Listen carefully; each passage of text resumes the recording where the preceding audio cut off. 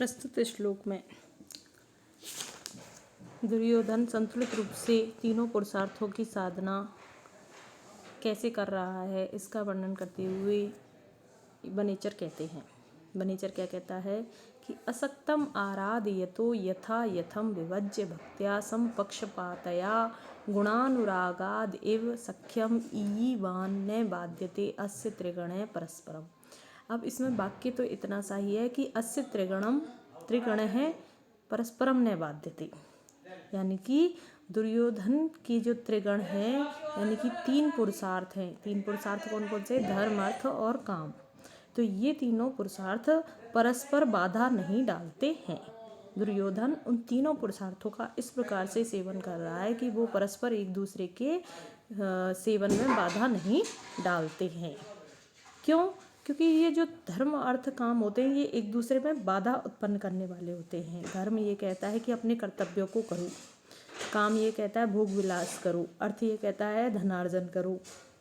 तो धनार्जन करना तो फिर भी भोग विलास का साधन हो सकता है, तो वो एक दूसरे की सहायता कर सकते हैं, परंतु धर्म भोग विलास के बारे में कहता ही नहीं है, वो कर्तव्य की बात करता है।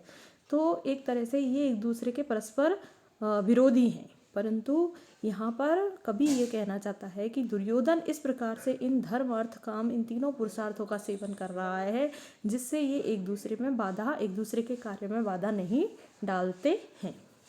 फिर कैसे है, अब हम इसका अर्थ समझते हैं। असक्तम, पहले हम एक एक शब्द का अर्थ समझेंगे। असक्तम का अर्थ होता है आसक्ति रहित। आराध्य तो आराधना करते हुए। यथायथम का अर्थ है उचित रूप से, यानी कि समान रूप से, जिस प्रकार से। विभज्य विभाजन करके, भक्त्या भक्ति से, समान भक्ति से, स्नेह भाव से, समपक्षपातया, समपक्षपात अर्थात समान पक्षपात वाली भक्त्या, समान पक्षपात वाली भक्ति से। अब हम इसका अन्वय बैठाते हैं तो देखो तृतीय विभक्ति में दो हैं शब्द, समपक्षपातया और भक्त्या। तो ये भक्त्या का विशेषण है समपक्षपातया, कि समान पक्षपात वाली भक्ति के द्वारा। और यथायथम विभज्य, उचित रूप से विभाजन करके। असक्तम आसक्ति रहित होकर, आराध्य तो आराधना करते हुए। ये आराध्य तो ये षष्ठी है, आराध्यते आराधना करते हुए के, किसके?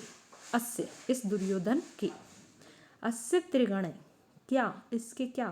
अस्य त्रिगण, इसके जो तीन वर्ग हैं, इसके धर्म, अर्थ और काम हैं, वो गुणानुरागात, गुणों के अनुराग से, दुर्योधन के गुणों के अनुराग से, सख्यम ईवान इव, रागादिव में इव को बाद में लेंगे, इस मित्रता को प्राप्त हुए के समान, ईवान प्राप्त हुए के समान, सख्यम यानी कि मित्रता को प्राप्त हुए के समान, परस्परम न बाध्यते, परस्पर एक दूसरे को बाधा नहीं पहुंचाते हैं।